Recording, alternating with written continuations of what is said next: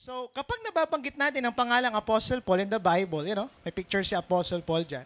Okay, madalas po, kasunod niyan ay si Timothy, no? Whom Paul considered son in the faith, or sa Tagalog po tinatawag nating anak sa pananampalataya. By the way, before I continue, do we have any first-timers po? And first-timers attending here tonight, this morning. Hello po, welcome po. Palakpakan naman po natin. Can you just stand up po? Welcome po sa Lighthouse. We're so happy you're here. Pwede na po tayo makaupo. Ang prayer ko po ay hindi lang po ito ang una at huli, no? Pero itong simula, no, ng course fellowship natin together. So, ayan na nga, pinag-uusapan natin this morning ay si Timothy at si Paul. Okay? At maybe some of you here, by the way, I am Reverend Timothy Paul Sagamanit po, the senior pastor of Lighthouse. Yung binanggit kong pangalan, Timothy Paul, sa kanila po nang galing. Kasi nung ako po ay pinagbubuntis ni Mami, ang pinag-aaralan po ni Bishop ay si Timothy at si Paul. No? So si Paul po ay mentor niya o disciple niya si Timothy. At si Timothy ang pinakabasang pastor in the early church. I remember 3 years ago po when we started this church, I became the executive pastor. At isa po sa mga libro na una kong binasa was the pastoral letters. At yan yung mga letters ni Paul kay Timothy. No? So bidang-bida yung pangalan ko ngayon, no? Timothy at Paul. Okay? So sa mga libro ko pong ito, nakita talaga na mangha kay Timothy na ginamit ng Diyos magpastor sa murang edad po niya. At wala pong exact na edad kung ilang taon siya nag-start, pero some scholars are telling na he was about 16 to 25 years old. Nag-start po siya ng kanyang pastoring at ng journey with God. May mga 16 years old to 25 ba kayo dito? Ako po, yan. Mga kaedad ko po kayo. 16 to 25, pwedeng pakitaas ang kamay? Hindi once Bakit si Papa nagtatas na? Ba talaga si Papa na bumabata, no? So, yun daw, around 16 to 25 years old po siya nung nagsimula siya sa kanyang journey. On the other side of the note, sa cultural context po nila, pag sinabing youth, abot daw hanggang 40. Diba? So yung mga 40 pala dito, sino ba mga youth dito? Yan, mga youth. Yeah. Si Kuya Mike, youth pa pala yan, ano? Kaka-40 niyan, no? So, sa kanila, sa culture nila, pag sinabing youth ay 40. Sa kanya rin po lumabas yung mga ilan sa mga famous quotations or famous verses in the Bible talking about the youth. Sabi doon sa, 1 Timothy 4 verse 12, don't let anyone look down on you because you are young, but set an example for others to believe. No? So, ayun na nga. Okay, but in the second letter of Paul to Timothy po, mababasa natin ang iba pang mga taong ginamit ng Diyos para magtanim at mag-influence sa buhay ni Timothy. So basahin natin, 2 Timothy chapter 1 verse 5, sabi niya, I am reminded of your sincere faith, which first lived in your grandmother Lois and in your mother Eunice. And I am persuaded now lives in you also. So sabi ko nga kanina, kilala natin si Timothy dahil kay Paul, kasi si Paul ang nag-disciple kay Timothy. Pero alam nyo ba, sabi ni Paul sa isang letter niya sa 2 Timothy, parang puro Timothy binabanggit niya. Wala tayong magagawa diyan kasi yan yung character natin. Ay sinabi niya, alam mo ba tuwing nakikita ko yung faith mo, tuwing nakikita kita Timothy, nare-remind ako sa lola mo na si Luis at sa nanay mo na si Eunice. At kapag naaalala ko sila, nakikita ko sila sa iyo. So yun yung sinasabi ngayon ni Paul sa kanya. Si Paul ang mentor ni Timothy, yes, pero para kay Paul, hindi lang siya ang nag-impluensya sa kanya para mamuhay ng may pananampalataya. Paul acknowledged the impact of Timothy's grandmother and his mother. At yan ang pag-uusapan natin sa umagang ito. Alamin natin sino ang mga babaeng ito at paano nila pinalaki ang isang batang pastor na ginamit ng Diyos ng matindi kasama ni Apostle Paul. So let's talk about Lois and Eunice. Ayan, at generations of faith. Are you excited? Okay, can you say with me, generations? Sige, let's pray. Father, we thank you for today. Excited kami to listen to your word. Pause muna kami sa politics. Pause muna kami sa mga problems, trials we're facing. And today, allow us, Lord, to just listen, Lord, and receive the word that you've prepared for us today. Dalangin ko po, Lord, matuto kami sa grandmother at nanay na ito na bagamat mukhang hindi naman sikat yung ginagawa nila, pero gumawa sila ng isang matinding bagay na nagresulta ng matinding bata na ang pangalan ay Timothy na ginamit mo during the early church. Lord, we thank you for today, and I pray, Panginoon, na Mag-enjoy kami ngayon, di lang makiliti ang aming mga utak, pero mabago ang aming mga puso. In Jesus' name we pray. Amen. Short background lang po kay Timothy. Sino nga ba si Timothy? Si Timothy po ay asawa ni Pastora Jubel, no, na napakagwapong lalaki ito. Na kapag nakita mo talaga ay talagang sabi mo, grabe. Na joke lang po. Ako po yun. No? Si Timothy sa Bible is a half-Jewish, son of Eunice and a Greek father. So hindi binanggit sinong tatay. Bakit hindi binabanggit yung mga tatay? Ano? Okay. Pero meron siyang tatay, isa siyang Greek. Siya po ay pinalaki sa Lystra and deeply influenced by the scriptures taught by his believing mother and grandmother Louise. So yun ang recorded sa kanya. Mukhang itong si Timothy ay talagang bata pa lang siguro, laman na ito ng VBS Bible School. Ayan, ganun siya. Vacation Bible School at ng church. No? Talagang nag-aaral na ito ng scripture. Bago pa makilala ni Timothy ang kanyang mentor na si Paul, he already knew from a very young age about the scriptures that were able to make him wise for salvation. So maalam na ito sa scripture. 2 Timothy chapter 3 verse 15, and how from infancy you have known the holy scriptures, which are able to make you wise for salvation through faith in Christ Jesus. Kaka, gumaganon pa lang siya. Alam niya na yung scripture, di ba? Grabe. Sabi, infancy, wala pa daw pagkabata. Yung mukhang maalam na siya sa scripture. At talagang lumagos siya sa Panginoon Diyos. Tanong, paano niya kaya nalaman yun kung Greek naman ang father niya at hindi naman ito Jew? No? Alam niyo ba, sa Acts 16 verse 1, nung nagpunta dito si Paul sa Derbe and then to Lystra, di ba, if you remember, taga Lystra po si Timothy. There was a disciple named Timothy Lev, whose mother was Jewish and a believer. Ayun na yun. Bagamat Greek ang tatay, yung nanay niya ay isang believer ng Panginoon Diyos. At ayun na, thanks to the efforts of Louis and Eunice, nataniman si Timothy ng magandang pundasyon. So bago pa si Paul pumasok sa eksena, nandun na pala ang lola at ina niya ni Timothy para turuan siya at sumunod sa Panginoon Diyos. Wow, do we have grandmothers? Ayan, mga lolo. May mga lola ba dito, lola? Okay. Ayun, may mga lola tayo. Yung lola, yan, Lola RC. Parang ayaw magtaas ni mama. Mga mommies, yan, taas mo mga kamay, mga mommies, yan. Yan, be proud. Come on, be proud, mga mommies, no? Mga amoy mommies, yan, no? Mukhang mommies, ano yun pala, no? So, ang ganda, no? Napakaganda ang nangyari sa batang ito at sa example ng dalawang ito. So, Louis and Eunice, these two amazing women were mentioned only once in the Bible. Isang beses lang silang binanggit. Yet their story speaks a lot of truth for all believers to learn. Are you excited? Sino po dito, aamin kayo ngayon nyo lang narinig yung pangalan na ito? Diba? Sino ba yung Louis na yun? Diba? Parang, si Diskaya, kilalang kilala ko, tama ba? Sino pa yung mga kilala natin lately? Ba't puro ako Diskaya, no? Sino pa ba, no? At ayun na nga, sabi niya si Eunice. So tanong po, anong lesson ang pwede nating makuha sa mag-inang ito? So pag-usapan natin yan. Number 1, na pwede nating matutunan sa mag-inang ito, we must not underestimate the impact of godly parenting. Huwag nating maliliitin, no, ang impact ng isang mabuti at godly na pagpapalaki sa ating mga anak. Ano niyo po, malaking bagay ang maayos sa pagpapalaki ni Louis at Eunice kay Timothy para maging responsive siya sa gospel. Kaya nung na-meet niya si Paul, agad-agad sumunod siya at naging followers ni Jesus. Lagi nating binabanggit na ang pagsunod kay Kristo ay personal na desisyon, pero hindi natin madalas ipag-ingay, no, kung gaano kalaki ang ginagampanan ng pamilya sa paggawa ng desisyon na yun. Di ba? Ang ganda na yung isang family o ikaw ay lumaki sa isang Christian environment at pag may nag-share sa iyo about kay Christ, mukhang madali mo na lang siyang tanggapin sa buhay mo. Pero ang hirap pag hindi ka na-built sa isang environment na walang Christian culture. Sabi ng Ephesians 6 verse 4, fathers, do not do things that make your children angry. Instead, teach them carefully as they grow up. Help them to understand the message of the Lord and help them to obey it. Sorry for the word, pero parang sinasabi dito ng Panginoon Diyos, sinasabi dito alimutan ko na sinusumulat dito, sabi niya, mga tatay daw, huwag niyo daw bibisitin ang mga anak ninyo.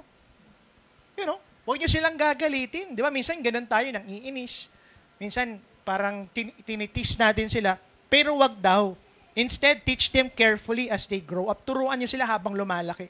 Hindi daw sila, sabi nga ni Bishop, meron daw yung isa, turuan mo yung anak mo. Sabi niya, Bishop, masyado pang bata. Nung after ilang years, sinabihan ni Bishop, turuan mo yung anak mo. Bishop, masyado nang malaki. Diba? So nakakalungkot, di sila naturuan ng maayos. Proverbs 22 verse 6, if you teach your children the right way to live, they will not forget it when they are older. So it's very important talaga, as early as child or bata, infant, no, turuan na natin yung mga anak natin. Okay? Proverbs 29:17, discipline your children and they will give you peace. They will bring you the delights of your desire. Mga magulang, ang pagdidisiplina pala sa mga anak ay blessing sa atin in the future. Yung pagpapalo sa kanila ay malaking pagpapala mo yan in the future. Kaya huwag kayong matakot mamalo. Pero huwag naman kayong mamalo sa ulo, tama ba? Ang rules dyan ay sa pinakamalambot at pinakamay laman. Reb, walang puwet yung anak ko. Okay lang po yan. Diba? Sa puwet. Yes, yun naman biblical po. Yun ang pinakamaayos na dapat pinapalo sila. Nasa Biblia naman po yan. Pero wag naman pong 19 years old pinapalo nyo pa. Ha? Sobra na po yun.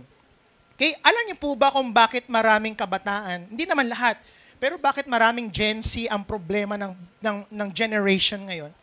Dahil maraming magulang po ang hindi naging magulang. Maraming tatay ang hindi nagpakatatay at maraming nanay ang hindi nagpapakananay. And for 10 years, I think 15 years, ako ay nagdi-disciple, nagmi-minister, no, to young people. Talagang nakakita ko ng maraming mga kabataan na talagang mukhang hindi sila naka-experience ng maayos na parenting sa kanilang magulang. Some of their parents ay maagang nanganak o maaga silang nabuntis. Kaya nangyari, pinaalaga sa lolo-lola. At ang nangyari ay, ayun na nga, nag-ugaling parang binata at dalaga yung mga nanay, tatay nila. So, hindi nabigyan ng atensyon yung kanilang anak. Ngayon, nung napunta na sa kanila, nagagalit sila, bakit ganun yung ugali ng anak ko? Wala tayong magagawa kasi hindi sila nagkaroon ng maayos na parenting. Tama ba? Makakakita tayo ng maraming youth na ganyan. Hindi naka-experience ng tatay. Hindi naka-experience ng maayos na parenting. Okay? Sino madalas na sinisisi sa panahon natin ngayon? Hindi ko alam kung magre-react sila. Pero mga teachers. Diba? Kasi yung mga teachers, di marunong mag-alaga, hindi nila alam magturo ng mga, hindi nyo, binabayaran namin kayo, ba't ganyan yung, minsan ganun, di ba? Ayan o, sumisiga, ayan o, sige Reb, preached it, di ba? Mga teachers, tama ba? Actually, ang daming naninisi sa mga teachers daw ngayon, hindi daw sila trained enough, hindi sila educated enough, not to disciple or na mag-alaga ng mga bata. Well, in fact, ang mga teachers po ay mga second na magulang lang ng mga anak natin. So mukhang ang problema ay hindi lang mga teachers, pero mukhang ang problema ay nasa mga magulang. May katabi ka bang magulang dyan? Sabihin mo sa kanya, kuha mo. I-check mo, baka naman hindi magulang yan, no? Masyado lang magulang, di ba? Tama ba? Okay? Tanong ko po, okay, yun na nga, Luis and Eunice showed us the impact of godly parenting. Mukhang maganda ang ipinakita ng mag-inang ito. Tanong ko po, what is godly parenting? Are you excited? Magkakaroon tayong konting seminar, parang seminar type siya. What is godly parenting? Sige, pakita natin.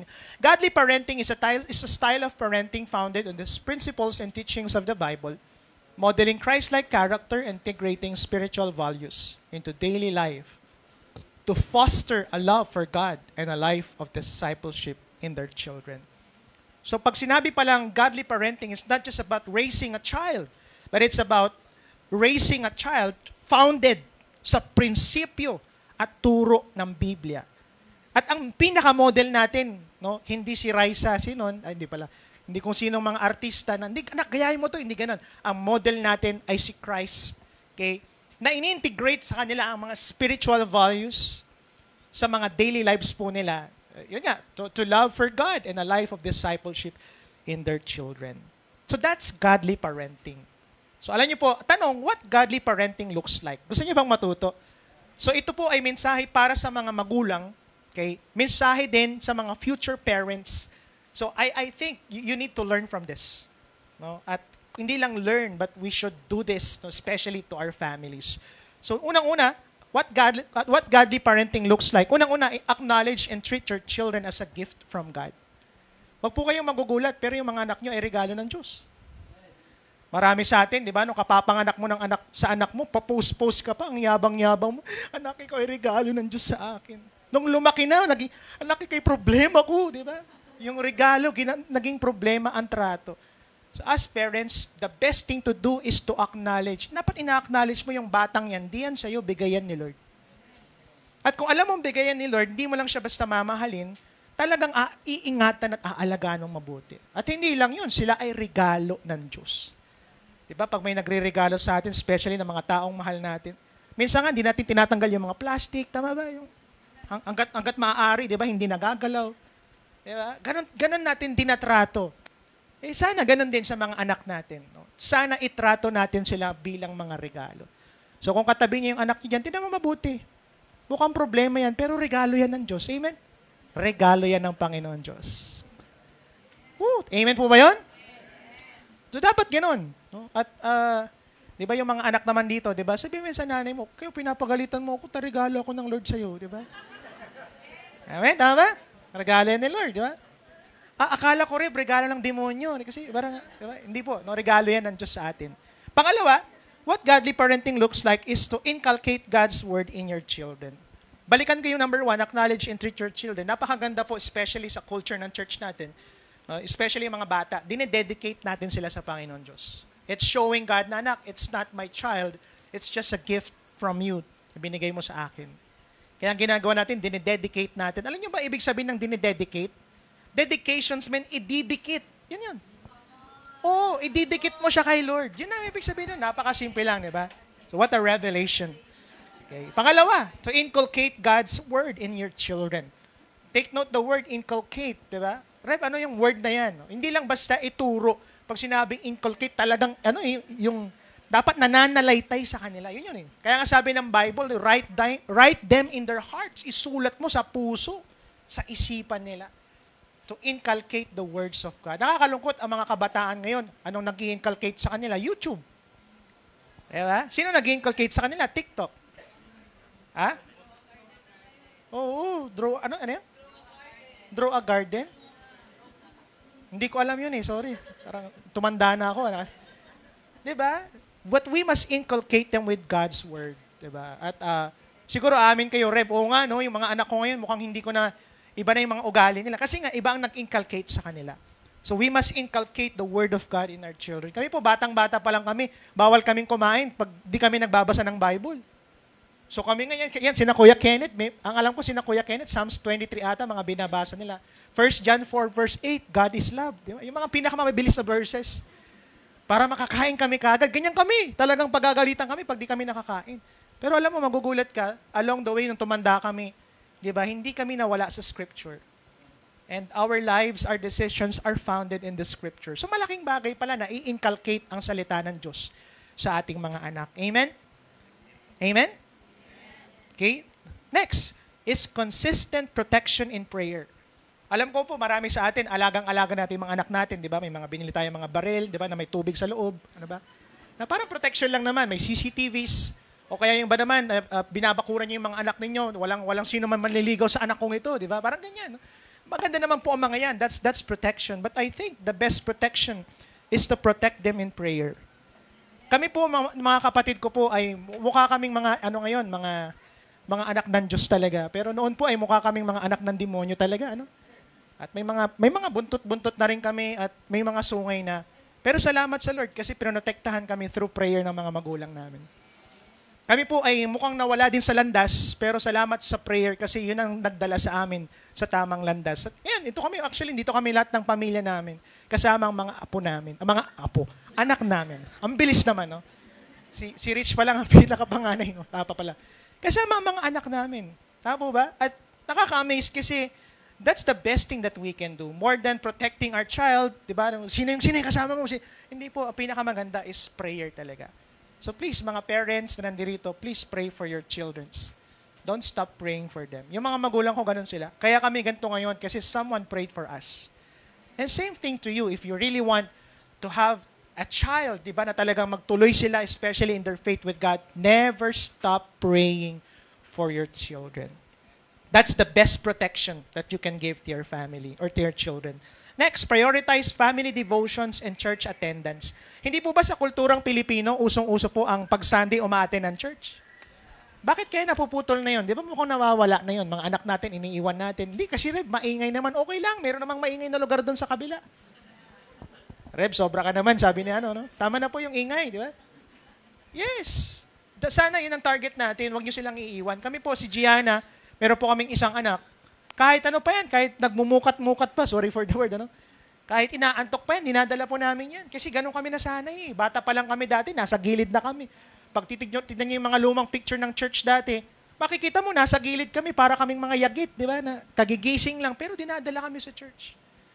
At doon kami na-train. No? We must always lead our children. But dalhin niyo yung mga magulang, dalhin niyo yung mga anak ninyo sa church. It's very important, 'di ba, to prioritize family devotions and church attendance. And not just church attendance, but also family devotions. Maganda sa bahay nag-uusap, nagkwekwentuhan. At wag lang kwentuhan, pero pag-usapan natin ang salita ng Diyos. Amen? And last but not the least, creating a home that promotes love, provides grace, celebrates progress, willing to forgive, and maintains open communication throughout your child's life. Alam mo, isa sa pinakamagandang ginagawa natin, wag lang tayo magpatayo ng bahay. Nalulungkot ako, maraming mga magulang, ang priority lang magpatayo ng bahay. Pero hindi nila ready na gawing tahanan ang bahay nila. Bakit kaya maraming sino po dito aamin kayo, maraming mga anak ninyo minsan ayaw mo ng bahay? Mas gusto nila nasa labas, nasa coffee shop. Mas gusto nila nasa barkada. Bakit? Kasi nga, pag-uwi ng bahay, wala silang maayos na tahanan, di ba? O kaya naman, hindi nila mararamdaman yung pag-ibig. No? Parang walang love. Okay, wadya ka lalabat. Minsan ganun, di ba? Parang naiinis ka na. Parang pinapagalitan ka agad. Di ba, kagagaling ng school, pagod na pagod. Galing sa bully ng mga kaibigan niya, tapos pagagalitan mo pag-uwi. So, nakakalungkot yun sa side ng bata, di ba? So, importante, isa-isahin natin, sa bahay natin, we must promote love. Sana tayong unang-unang nagmamahal sa mga anak natin. Sana tayo unang-unang nagmamahal sa mga magulang natin. Amen ba yun? Minsan, grabe tayo manlibre sa iba, pero yung mga anak natin, hindi natin malibre. Sige, amiga. Minsan ganun, di ba? Pero minsan, yung iba, hindi natin magawa. Ano pa? Let's also provide grace. Kapag nagkakamali naman sila, yung mga iba, pag nagkamali, okay lang sa'yo. Pag yung kapatid mo, grabe ka. Kapag yung anak mo, grabe ka. Pag yung nanay mo, grabe ka.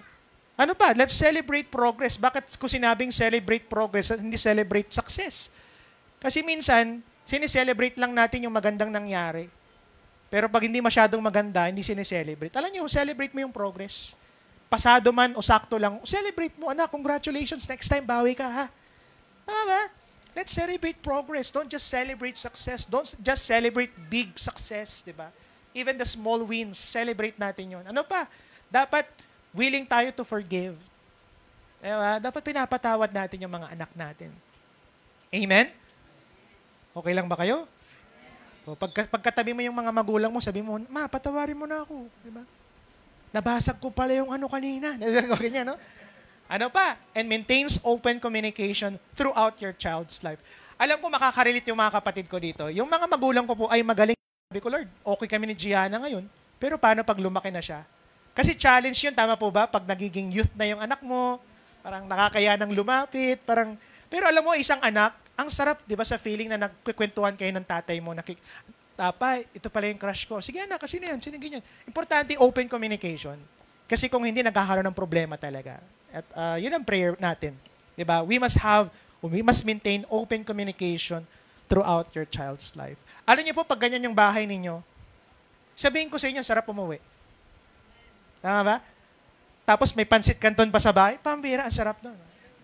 True. Diba? Ganun lang. Simple lang naman ang gusto ng mga anak natin eh.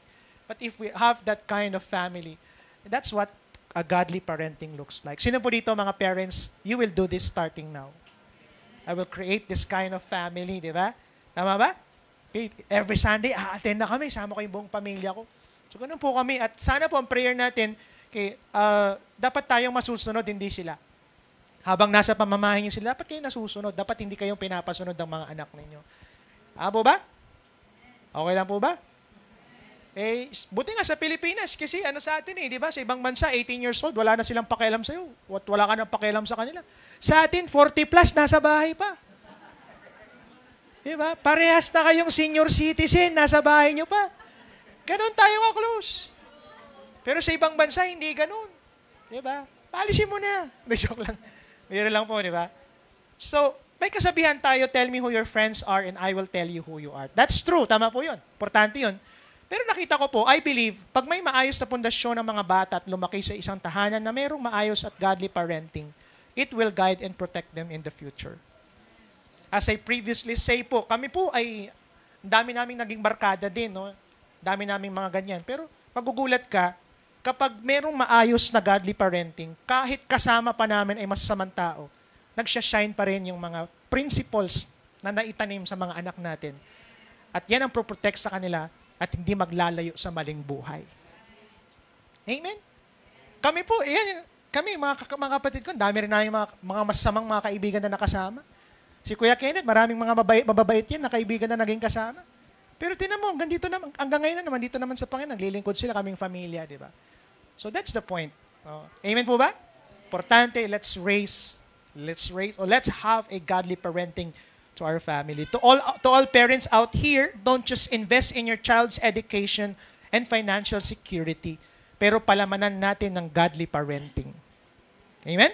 Sabi nga po ni Pastor How, don't just pass down money but mission. Don't just pass down valuables but values. Church, don't underestimate the impact of godly parenting. Lagi natin sinasabi, dapat kailangan natin may maayos na mayor, kailangan may maayos na presidente. Alam mo, para sa akin, mas importante i-focus natin, ayusin mo muna yung bahay mo. Grabe tayo magsabi sa kanila, hindi nila ma-manage yung bansa. Ikaw nga, hindi mo ma-manage yung anak mo. Ikaw nga, hindi mo maayos pamilya mo. Ikaw nga, buhay mo, hindi mo maayos. Tama ba? So, wag naman tayo, sana tayo masyadong, nagsasabi ng kung ano-ano. Kung sa sarili natin ginagawa. Pero I think, sabihin ko po sa inyo, sino pong gusto maayos ang bansa? Sawang-sawa na ba kayo sa mga ghost projects? Diba? Wag mo naman i-ghost yung mga anak mo. Sasabi ka, labas tayo, pero wala ka namang time. Diba? Ganun naman tayo. Pero alam niyo, nakita ko po, if we really want to change the nation, start with ourselves. Start in your family. Alam mo, yung konting ginagawa mo sa pamilya mo will contribute sa matinding pagbabago ng bansa. And you'll never know, listen to me, you'll never know. Baka yung anak mo ang mga susunod na leader ng bansa. Alam mo po ba si Vico Soto ngayon na isa sa mga ginagamit ni Lord to really change the nation? At alam niyo po ba si Vico Soto ay laking Bible School? Siya po ay anak ni Vic Soto, ni Bossing Vic Soto at ni Connie Reyes. Batang-bata pa lang po yan, nasa church lagi yan. He was full of principles from the Bible. Mabuti nilang merong isang Connie Reyes na nanalangin, nag-inculcate ng godly parenting na ngayon ginagamit ni Lord. You'll never know what God can do to your child. Amen? Amen? At dahil po dyan, baka by next year na po, we'll be conducting parenting seminars here in our church. And this is our commitment to helping our parents reach out generations. At please lang po, dalhin yung asawa ninyo. Okay? At gagawin natin itong exciting enjoyment, diba? Kasi ang goal namin to really, sino po dito aamin kayo, ang hirap ng intindihin ng mga bata ngayon? Reb, grabe na sila. Aliwalaya, di ba? Iba talaga sila. Ako po, sa 15 years naming nagli-lead ng youth, nakita ko paano nagbago ang mga kabataan. Pero I believe sa mga proper training, mas maiintindihan nyo sila, mas mamahalin, at mas maitatama natin sila. Amen? Abangan niya next year. Anong lesson ang pwede nating makuha? Number 2 sa maginang ito is we must set a good example for others. Okay? We must set a good example for others. Can you say with me, good example? Sabi yan, I am reminded of your sincere faith which first lived in your grandmother, Louise, and in your mother. Binanggit ni Paul ang sincere faith na mayroon si Louise and Eunice na napasa kay Timothy. This means that not only did the two women teach Timothy the scriptures, they also exemplified living in faith. Itong mga magulang pala niya at lola niya ay hindi lang nagturo ng mga scripture from the Bible, pero nakita ni Timothy mismo sa kanyang mga nanay, sa kanyang lola, yung pagiging example sa buhay. Sabi nga po ng 1 Timothy 4:16, watch your life and doctrine closely. Persevere in them because if you do, you will save both yourself and your hearers. Sino po dito gusto niyo po magkaroon ng exemplified life? A life that is an example. May dalawang bagay lang po akong share sa inyo. And I think pag naingatan natin itong mabuti, ay magbibigay ito ng malaking impact sa buhay mo at magiging exemplified life ka. Number 1, paano magkaroon ng sincere faith that leads to an exemplified life? Tamang doktrina. Importante ang tamang doktrina, tamang teaching, tamang turo. False doctrine is more than just a false teaching. It is a poison that can bring people to hell, even the elect. Kaya mag-ingat po kayo sa mga maling doktrina. Ang pinakamalaking problema natin in this last days ay yung turo ng mga itsurang sheep. Mga itsurang sheep, pero demonyo pala sa likod. That's why Paul urged Timothy, ganun din ang kanyang mga lolo't ina, na mag-inculcate sa tamang doktrina ni Timothy. Si Timothy. So please lang po, may pakiusap po ko sa inyo, Lighthouse family. Huwag mong pagkaitan ng sarili mo sa opportunity na mag-aral, matuto at lumago. Especially sa iyong faith with God. Regalo mo yan sa sarili mo at sa generations mo. Nakakalungkot, di ba? Minsan, daming Christians, tagal-tagal na hindi lumalago sa faith nila. Ang problema hindi dahil sa'yo. Ang problema kasi hindi ka nag-grow. Diba? Ang problema hindi ka lumalago. At salamat po sa church natin kasi ang church natin ay nakadedicate tayo talaga to really train the people. Diba? At to be an effective disciple of Jesus. At ang goal ko po, sana, diba? Huwag nating pagkaitan yung sarili natin dumaan sa journey. Bakit? Kasi kailangan mo yan eh. Mas magiging effective ka. Kailangan niya ng next generations mo. Di ba ang sarap ng feeling na pag tumanda ka, sasabihin ng mga anak mo, grabe yung nanay ko, ang talino, grabe yung wisdom. Bakit? Kasi inalaw mo yung sarili mo mag-aral, mag-train. Tama ba? Hindi yung paglalapitan ka ng mga anak mo, hindi mo alam ang i-advise mo, bahala ka lang anak ako, nung tilabay mo. Di ba? Pero ang sarap, diba, yung lapit sila sa iyo, anong magandang gawin namin dito kasi nakilala ka namin na ang ganda ng mga desisyon mo. Nakilala ka namin ganda ng mga prinsipyo mo sa buhay. Di ba? Tama po ba? Regalo mo yan sa sarili mo at sa generations mo. So I personally encourage everyone to undergo our life journey. This systematic discipleship process will help you align your beliefs, principles, stand, and decision to the biblical standards of God. At alam nyo ba, mamaya mag-start na ang training natin. Grabe palakpakan nyo naman yung mga uma-attend ng trainings at yung mga a-attend pa lang. Tama ba? Okay, it's okay. But let's start it. Kung saan ka dapat unang example, dapat sa doctrine mo yun. At pag iningatan mo, doktrina mo, listen, yan din ang mag-iingat sa'yo. Amen? Amen. At pangalawa, paano magkaroon ng sincere faith that leads to an exemplified life, tamang buhay. Maganda ang tamang doktrina, pero maganda rin ang tamang buhay. Hindi lang dapat maingat tayo sa mga usaping truths and doctrines, dapat pati buhay natin bantay sarado rin. Maging maingat sa pananalita, sa mga pinopost online. Baka naman puro sabong-sabong yung mga sinishare mo online, di ba? O gulat ka, di ba? Ingat po sa mga pinopost natin, di ba? Christian na Christian tayo. Tapos kung ano-ano mga pinopost. Alam nyo ba na pinapanood ka ng mga anak mo? Pinapanood ka ng mga kapatid mo, ng asawa mo. Mag-ingat sa mga desisyon o mga galaw dahil merong sumusunod sa atin. At minsan magagalit ka sa anak mo, bakit kanya ka magsalita? Naririnig niya sa iyo eh. So tayo pinapanood nila, tayo pinapakinggan nila. So it's very important, we must live a life of example. Huwag lang tayong mag-excel sa pag-aaral ng right doctrine, pero galingan natin sa application. Pwede ba yun? Don't just say God is love. Pakita mo yung love. Don't just say nagpapatawad si Lord. Pakita mo yung pagpapatawad. Amen? Huwag mo sabihin, di ba, God is the God of covenant. Sabihin mo sa katabi mo, di ba nangako ako sa iyo last week, lilibre kita. Kalimutan mo na yun. Di ba? Di joke lang, no? Tama? Dapat galingan natin sa application. Sabi nga ng John 13:17, now that you know these things, you will be blessed if you do them. Mas blessed tayo kapag sinusunod at ginagawa natin ang sinasabi ng Scripture.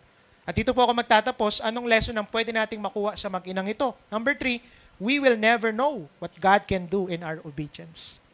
Hindi mo alam ang kayang gawin ng pagsunod at simpleng pagsunod mo sa Diyos. Inutos sa mga Jewish parents na turuan ang mga anak nila sa commandments ni Lord. It is it is a covenant. Ito po ay utos ng Panginoon Diyos. Deuteronomy 6 verse 6 to 7, these commandments that I give you today are to be on your hearts. Impress them on your children.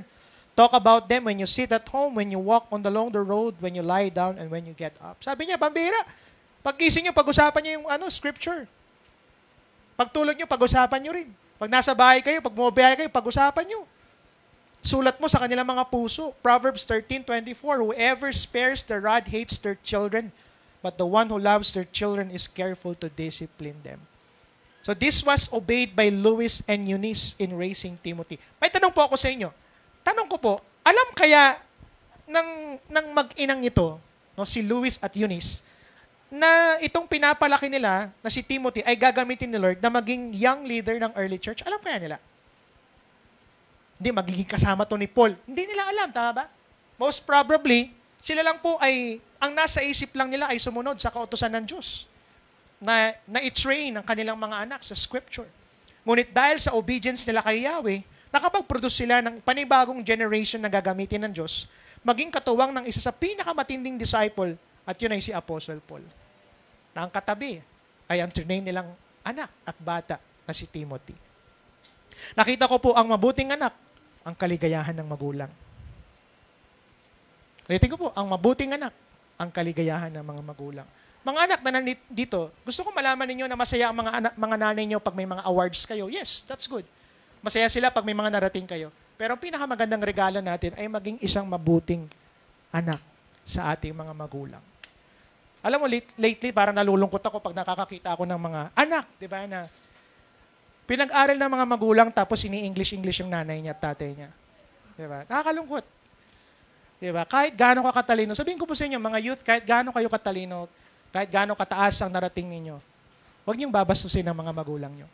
Kasi sila nagpaaral sa inyo. Mahalin natin sila, irespeto. Hindi, ang tawag sa gano'n? Hindi lisensya ang paggaling mo, ang success mo, no, para bastusin natin sila. Ang pinakamagandang regalo ng anak sa kanyang ina, sa kanyang mga magulang, ay pagiging isang mabuting anak. Sabi ng Proverbs 23:24-25, "The father of a righteous child has great joy. A man who fathers a wise son rejoices in him. And may your father and mother rejoice. May she who gave you birth be joyful." And that's the best thing that we can do. Asarap yung feeling na proud sa iyo ang anak, ang nanay mo. Kasi aside sa mga success na nadala mo sa kanya, ay naging isa kang mabuting anak. Amen? Amen? So you know what? God honored Luis and Eunice by greatly using Timothy in His kingdom. Sa simple obedience po nila, ginamit yung anak nila na bumago ng bansa. Mga youth, gusto ko malaman ninyo na mahal ko kayo. Kaya nga ako nagsusuot katulad nyo eh. Tama ba?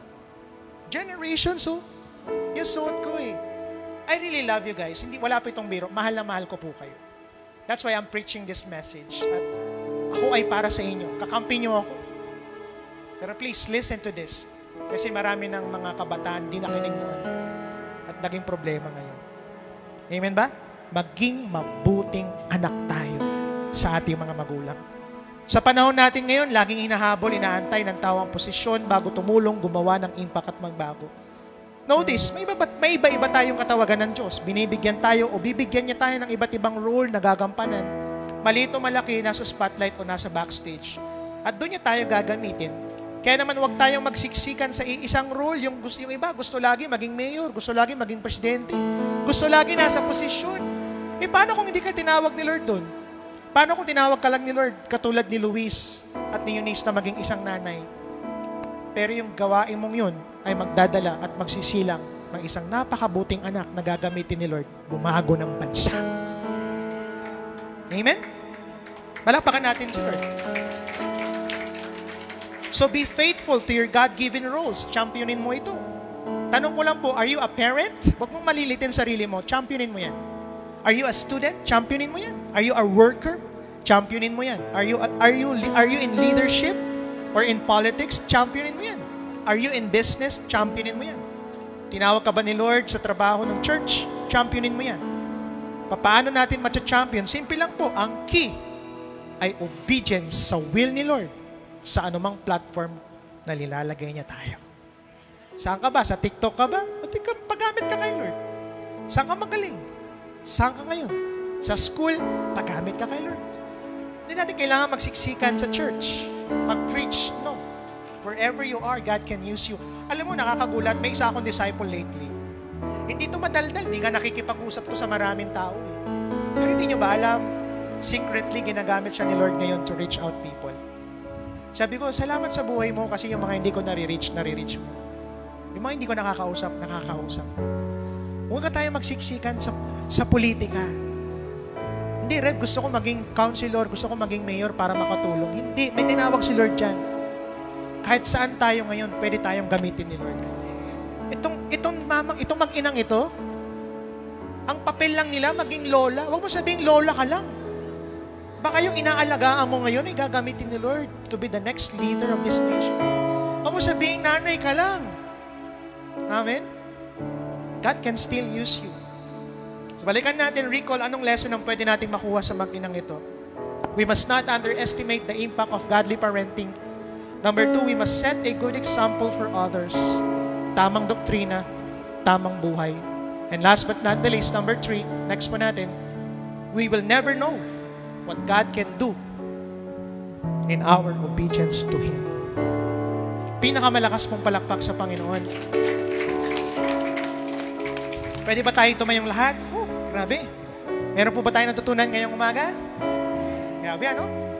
Let me end with this. On my conclusion, alam niyo po ba na si Luis and Eunice are good examples of being faithful to God-given roles?